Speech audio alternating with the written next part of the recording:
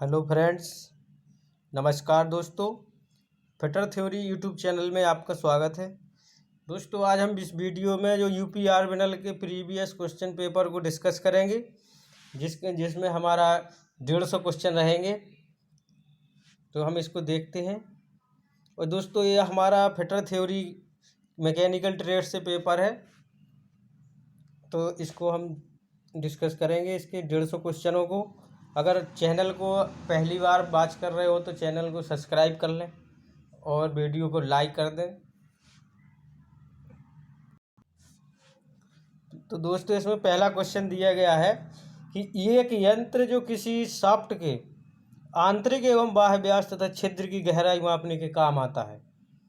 तो दोस्तों, उसको हम क्या कहते हैं फ्रेंड्स? उसको हम डेप्थ गेज कहते हैं। क्या डेप्थ गेज हो जाएगा? जो हमारा आंतरिक और बाह्य माप की छिद्र की गहराई मापता हो उसको डेप्थ गेज। नेक्स्ट देखते हैं दोस्तों। बताना, कर्तन औजार बनाए जाते हैं। तो ये दोस्तों हमारे हाई कार्बन स्टील के बनाए जाते हैं। जो कटिंग टूल्स होते हैं ये हमारे हाई कार्बन स्टील के बनाए जाते हैं। किसके? हाई कार्बन स्टील के।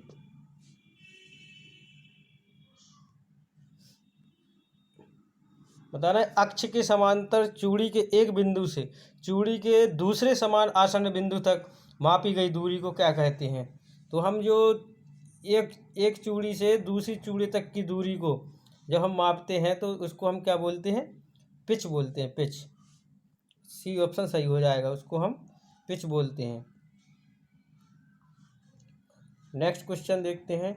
बताना, हेक्सागोनल नट होता है जिसके आर पार आधा स्लॉट कटा होता है। तो जो हमारा जब आधा स्लॉट कटा होता है हेक्सागोनल नट में तो उसको हम स्वान नट कहते हैं। ऑप्शन ए सही हो जाएगा। बताना, रिड्यूसिंग फीदर होता है। तो जो हमारी कार्बोराइजिंग ज्वाला होती है उसमें रिड्यूसिंग फीदर होता है। नेक्स्ट क्वेश्चन, ब्रेजिंग में स्पेल्टर या पूरक धातु का गलनांक कितना होता है? तो जो हमारी ब्रेजिंग में स्पेल्टर या पूरक धातु का गलनांक होता है तो ये 400 डिग्री से ऊपर होता है। कितना होता है? 400 डिग्री सेंटीग्रेड से ऊपर होता है। तो बिना गोलीता वाले जॉब को अच्छी तरह से पकड़े जा सकते हैं। तो हमें वो चक बताना है कि लेथ मशीन में बिना गोलीता वाले चौक जो जॉब होती है उसको हम फोर्ज चक में पकड़ते हैं। किस में? फोर्ज चक में। एक रिवेट जोड़ में एक रिवेट के केंद्र से दूसरे रिवेट के केंद्र तक की जोड़ के समांतर क्या कहलाती है? तो उसको हम पिच कहते हैं। एक रिवेट जोड़ में एक रिवेट के केंद्र से दूसरी रिवेट के केंद्र की दूरी, तो उसको हम पिच कहते हैं। जैसे हमने अभी बताया था कि जैसे हमारी जो एक चूड़ी से दूसरी चूड़ी तक के बीच की दूरी को इसको हम बोलते हैं पिच। तो यहाँ एक रिवेट से जैसे एक रिवेट यहाँ ये लगी हुई है और एक रिवेट ये लगी हुई है तो ये इसके बीच की दूरी को ही हम पिच बोलते हैं। Which one of the following is not the correct statement of jig? तो जो हमारा जिग होता है इट शुड बी हैवी।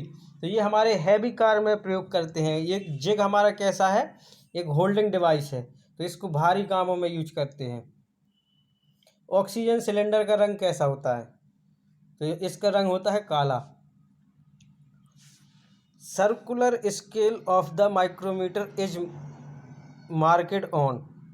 तो जो हमारी माइक्रोमीटर में मार्किंग कहाँ बनी रहती है? तो रीडिंग कहाँ बनी रहती है? तो ये बनी रहती है थिम्बल पर। जो माइक्रोमीटर का स्केल बना होता है वो थिम्बल पर बना होता है। The current range for a M S electrode 4 mm diameter is. तो जो हमारा 4 mm का डायामीटर वाला इलेक्ट्रोड होगा उसकी 120 से 170 एम्पियर तक उसका डायामीटर रहता है। बताना, विमा में ऊपरी सीमा तथा निचली सीमा के अंतर को क्या कहते हैं? तो उसको हम क्या कहते हैं? टॉलरेंस कहते हैं। तो जो हमारी लो लिमिट और हाई लिमिट के अंतर को क्या कहते हैं? टॉलरेंस कहते हैं। जैसे हमारा जो लो लिमिट हो जाएगा, लो लिमिट और हाई लिमिट, लो लिमिट और हाई लिमिट के अंतर को ही हम टॉलरेंस कहते हैं। Speed ratio of worm gear, जो हमारे वर्म गियर होते हैं तो इनकी हमारा जो स्पीड रेशियो का सूत्र बताना है। तो जो हमारा where capital N small G is number teeth of gear and N W is number thread of worm. तो जो हमारा ये इसमें जो कैपिटल एन अपॉन जी ये आपका हो जाएगा नंबर ऑफ टीथ, दांतों की संख्या, और एन अपॉन डब्ल्यू ये हमारा हो जाएगा थ्रेड, वर्म थ्रेड के नंबर। तो उससे हम जब हम स्पीड रेशियो जो हम वर्म गियर का रेशियो मापते हैं तो उसका हमारा एम जी बराबर N G upon N W. Next question, case hardening की जाती है। तो दोस्तों हम बता दें केस हार्डनिंग हमेशा माइल्ड स्टील पर की जाती है। किस पर की जाती है? माइल्ड स्टील पर। निम्नलिखित में से किस प्रचालन में जिग का प्रयोग नहीं किया जाता है? तो जो हमारी टर्निंग होती है, टर्निंग ऑपरेशन लेथ मशीन में करते हैं तो वहाँ पर हम जिग का यूज नहीं करते हैं। When the taper shank of the drill is large then machine spindle the device to hold the drill. तो हमारी जो ड्रिल मशीन होती है, टेपर सिंक ड्रिल मशीन होती है, ये हमारी जो स्पेंडल को किस में पकड़ती है? स्पेंडल के जो हमारा टेपर सॉकेट होता है उसमें हमारी ड्रिल को पकड़ता है, होल्ड करता है। बताना निम्न में से कौन सा कथन टेम्पलेट के लिए सही नहीं है? तो ये हमारा जो पहला ऑप्शन हो जाएगा, यह जॉब बनाते समय प्रयोग की जाती है, तो ये हमारा गलत हो जाएगा। और बाकी हमारा टॉलरेंस के अनुसार जॉब की जांच करते हैं टेम्पलेट से, और भारी मात्रा के उत्पादन में प्रयुक्त की जाती है और रफ सतह पर प्रयोग की जाती है। लैपिंग में कितनी टॉलरेंस रखी जाती है? तो जो हमारी लैपिंग प्रोसेस होती है इसमें फ्रेंड्स हमारी 0.01 mm की टॉलरेंस रखी जाती है। कितनी? 0.01 mm की टॉलरेंस रखी जाती है लैपिंग में। अगर ये हमारी हॉर्निंग में बात की जाए तो हॉर्निंग में हमारी 0.005 mm की हॉर्निंग में 0.005 mm की टॉलरेंस रखी जाती है और लैपिंग में 0.01 mm की टॉलरेंस रखी जाती है। ये बताना है कि दिस सिंबल ये हमारे किस प्रकार की रिवेट को दर्शाता है? जो सिंबल बना हुआ है तो ये हमारा काउंटर संक रिवेट के सामने की तरफ ये चिन्ह को दर्शाता है, काउंटर संक।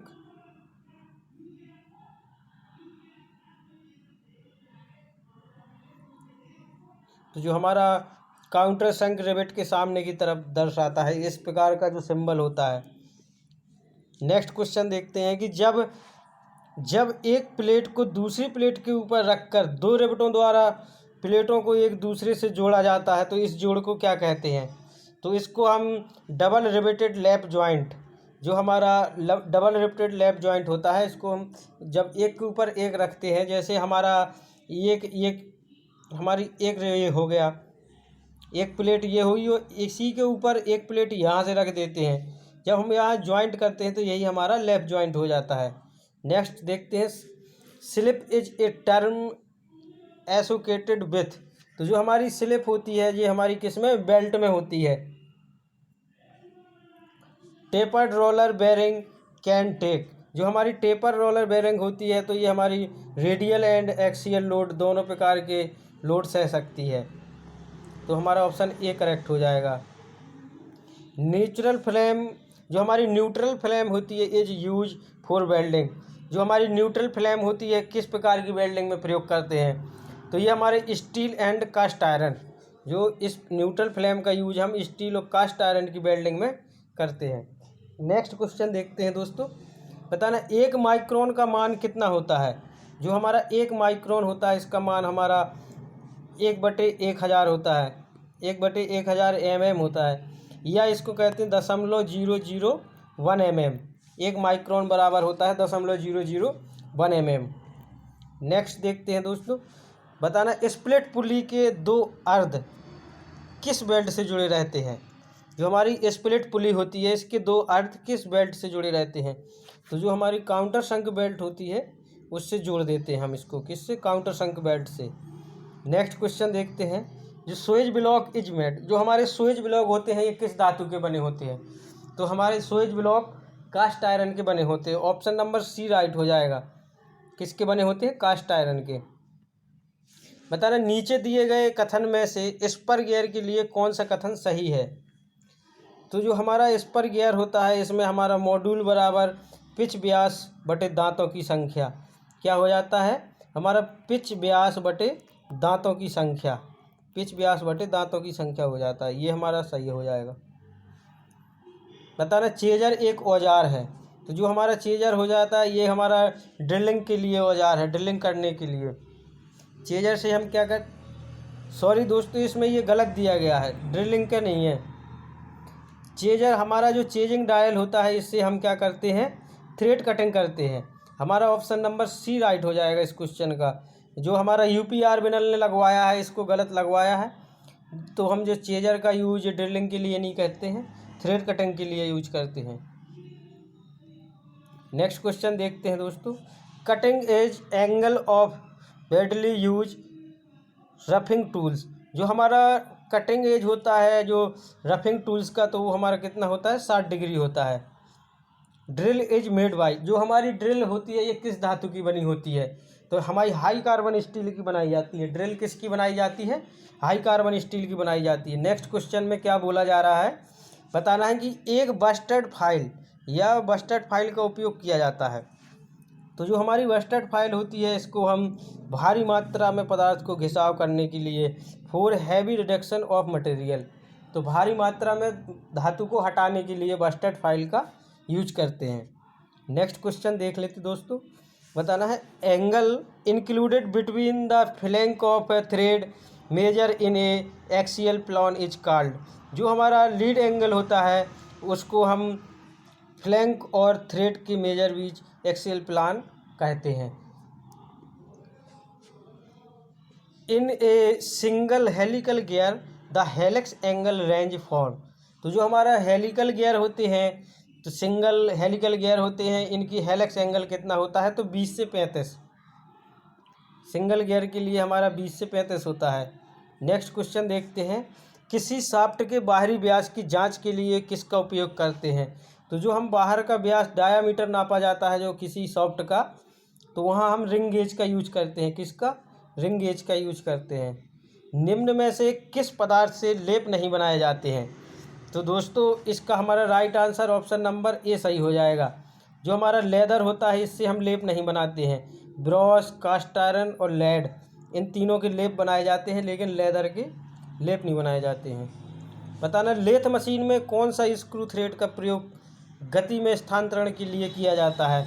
तो जो हमारा लीड स्क्रू होता है, जो लेथ मशीन में जो हमारा लीड स्क्रू लगा रहता है दोस्तों, तो उस पर हमारी एक्मी थ्रेड कटी होती है। कौन सी? Acme thread. एक्मी थ्रेड का एंगल होता है 90 डिग्री, 29 डिग्री, सॉरी दोस्तों कितना होता है? 29 डिग्री होता है एक्मी थ्रेड का एंगल।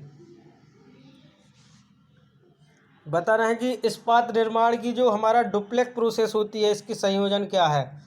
तो हमारा ऑप्शन इसका ए सही हो जाएगा। जो हमारा क्षारीय बेसीमर एवं बेसिक खुली भट्टी प्रक्रम होता है, इसमें हम इसी को हम इस्पात निर्माण की डुप्लेक्स प्रोसेस कहते हैं। बताना ये प्रोसेस डन आफ्टर ड्रिलिंग और boring for smooth and accuracy of work piece is known as. तो जो हमारी रीमिंग होती है, रीमिंग से हम एक्यूरेसी में वर्क पीस को शुद्धता में होल करते हैं। ऑप्शन डी सही हो जाएगा। जो हमारी एक बंकन यंत्र या बेंडिंग मशीन का उपयोग कहाँ किया जाता है? तो धातु को बेलनाकार चीज़ों में बदलने के लिए वहाँ हम बेंडिंग मशीन या बंकन यंत्र का यूज करते हैं। Which of the following in A anti frictional bearing. जो हमारी एंटी फ्रिक्शनल बेयरिंग होती है उसको हम नीडल बेयरिंग को ही एंटी फ्रिक्शनल बेयरिंग कहते हैं। ऑप्शन नंबर डी राइट हो जाएगा। नेक्स्ट क्वेश्चन देखते हैं दोस्तों। जो हमारा दिया गया है कि विच one of following is not a type of rivet. तो जो हमारा रिवेट का कौन सा टाइप नहीं है? तो हमारा लार्ज रिवेट या बॉलर रिवेट, स्ट्रक्चरल रिवेट या पेन हेड रिवेट। तो ये हमारी तीन तो रिवेट प्रकार की होती हैं। जो पहला दिया गया है लार्ज रिवेट, तो ये हमारी रिवेट का प्रकार नहीं है। नेक्स्ट क्वेश्चन देखते हैं दोस्तों। तेल के बहने के गुण को क्या कहते हैं? तो जो हमारा तेल का बहने का गुण होता है उसको हम विस्कोसिटी कहते हैं। नीचे एक छिद्र और एक सॉफ्ट की विमा दी गई है, क्रमशः प्रत्येक की टॉलरेंस बताइए। तो जो हमारा छिद्र दिया गया है 50 प्लस 0.25 और सॉफ्ट दी गई है 50 प्लस 0.05। तो इसमें से हम क्या करते हैं, जब प्लस प्लस में होते हैं तो इसमें क्या करते हैं, इसको हम जोड़ देते हैं। तो हमारा ऑप्शन नंबर बॉय सही हो जाएगा। 0.25 से होगा जी हमारा क्या हो जाएगा, ये हमारी पहली जो छिद्र की टॉलरेंस और दूसरे की हो जाएगी हमारी 0.045। तो ऑप्शन नंबर बी राइट हो जाएगा। The material use in bits off shoulder, जो हमारी शोल्डर की बिट होती है वो किसकी बनी होती है? तो दोस्तों ये हमारी कॉपर की बनी होती है, शोल्डर की बिट कॉपर की बनी होती है। ऑप्शन नंबर डी सही हो जाएगा। Flux use in soldering, soldering में हम किस फ्लेक्स का यूज करते हैं? तो वहाँ हम जिंक क्लोराइड का यूज करते हैं। लेथ का विवरण दिया जाता है या स्पेसिफिकेशन किया जाता है लेथ मशीन का, तो स्विंग तथा सेंटर के बीच की दूरी से किससे किया जाता है? तो जो हमारा स्विंग होता है, जहाँ पहिया घूमता है या चक घूमता है, उससे सेंटर के बीच की दूरी को स्पेसिफिकेशन या विवरण दिया जाता है। धात्विक इलेक्ट्रोड, जो हमारा मेटलिक इलेक्ट्रोड में लेपित गुणांक या कोटिंग फैक्टर होगा वो हमारा लेपित व्यास बटे मूल व्यास। ऑप्शन ए सही हो जाएगा। किसी दिए गए अतसंग फिट की, तो हमारा जो 50 S7 F6 में 6 का अर्थ क्या है? तो जो हमारा 6 दिया गया है दोस्तों, ये हमारी सॉफ्ट की टॉलरेंस ऑफ ग्रेड, जो हमारा 6 है ये सॉफ्ट की टॉलरेंस का ग्रेड है। और जो हमारा पहला 7 है ये हमारा होल की टॉलरेंस का ग्रेड है। निम्न में से कौन सी धनात्मक चालक है?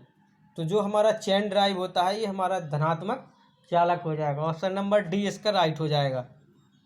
बॉल बेयरिंग में केज लगाया जाता है, तो दोस्तों हमारी जो बॉल बेयरिंग में केज लगाया जाता है, तो बॉल को एक दूसरे से निश्चित दूरी पर बनाए रखने के लिए उसमें केज लगाया जाता है। ऐसी प्रक्रिया जिसमें जॉब के तेज किनारों को समाप्त किया जा सकता है क्या कहलाता है? तो उसको हम दोस्तों चैम्फरिंग कहते हैं। ऑप्शन नंबर बी सही हो जाएगा। तो नेक्स्ट क्वेश्चन देखते हैं दोस्तों।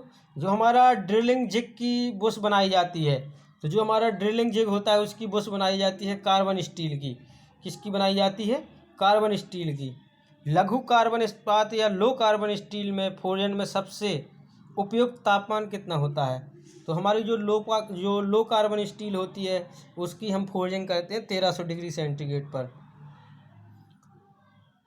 द्रुत शीत ढलवां लोहा, मतलब चिल्ड कास्ट आयरन क्या होगा? जो हमारे चिल्ड कास्ट आयरन होता है ये हमारे पिघले ढलवां लोहे में द्रुत शीतलन से बनता है। कैसे बनता है? जो हमारा पिघले ढलवां लोहे के द्रुत शीतलन से बनता है। नेक्स्ट क्वेश्चन देखते हैं दोस्तों। बताना कि जो एल्युमिनियम तथा उसी मिश्र धातु की मशीनिंग में कौन सी अनुशंसित शीतलन कूलेंट प्रयोग किया जाता है? तो जो हमारा केरोसिन ऑयल होगा, जो एल्युमिनियम में हम कटिंग के लिए केरोसिन ऑयल का यूज करते हैं, मिट्टी के तेल का, और उसकी मिश्र धातु के इलाज में भी उसी का यूज करते हैं। Next question. Oxy acetylene welding में गैस का दाब सिलेंडर से निकलने पर कम हो जाता है, यह किसके प्रयोग से होता है? तो जो हमारा उसमें रेगुलेटर लगा रहता है उसके प्रयोग से होता है ये। Next question.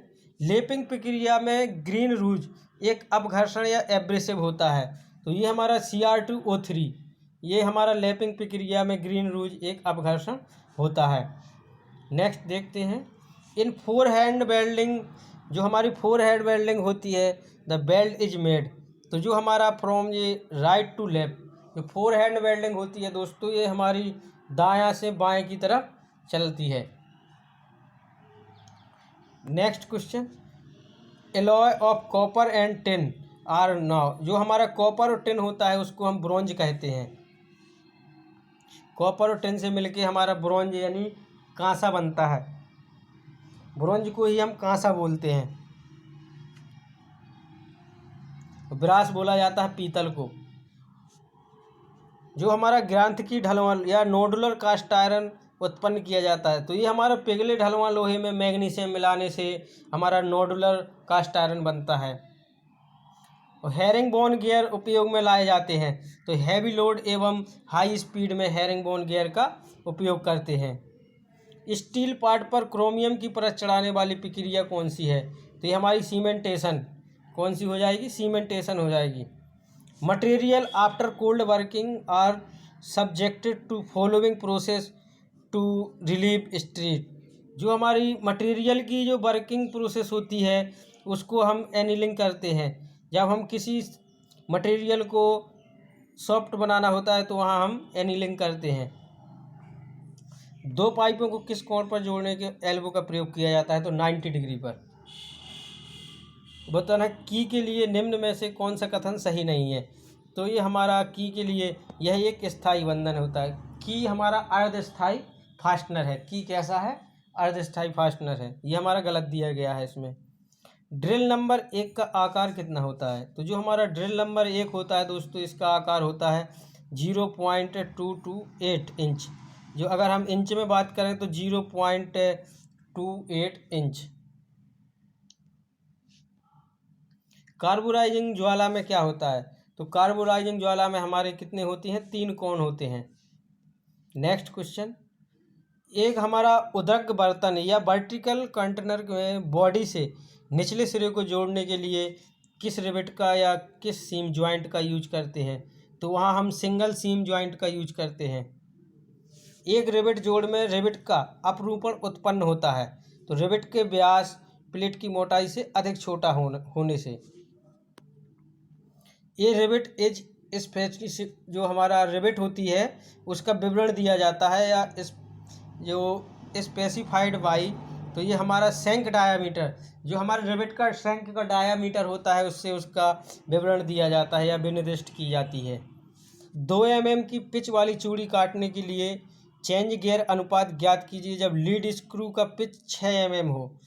तो इसमें हमारा कितना हो जाएगा? 1/3 mm। जो हमारी जब हम 2 mm की चूड़ी काटनी होती है पिच वाली चूड़ी, तो वहाँ हम गियर अनुपात 1/3 mm रखते हैं। नेक्स्ट क्वेश्चन, लेथ मशीन के किस भाग में डेड सेंटर होता है?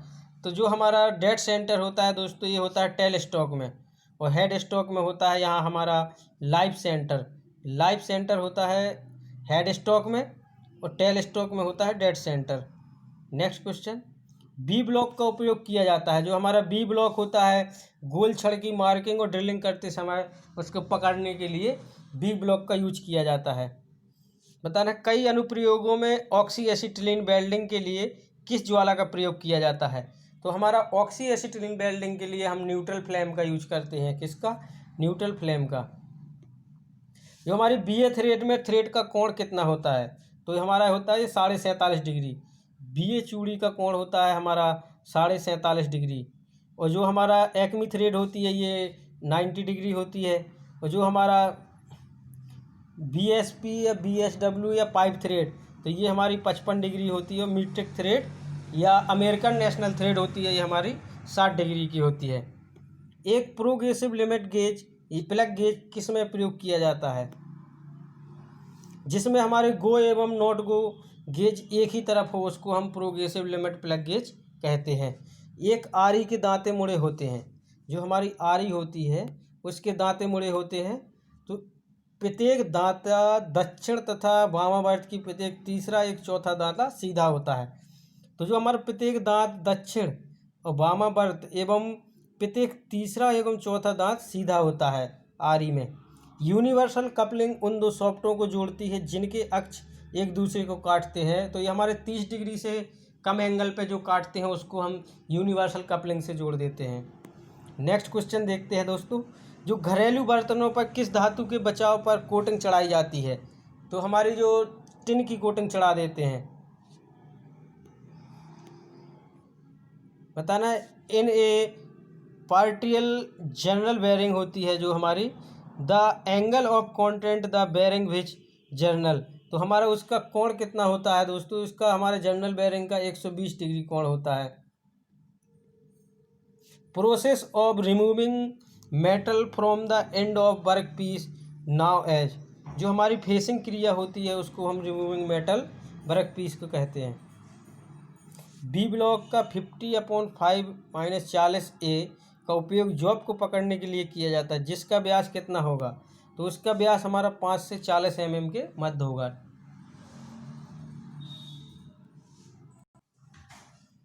नमस्कार दोस्तों, थैंक फॉर वाचिंग। अब जो बाकी क्वेश्चन है उसको हम अगले वीडियो में डिस्कस करेंगे। अगर वीडियो पसंद आया हो तो लाइक कर दें, चैनल को सब्सक्राइब कर दें। Thank you.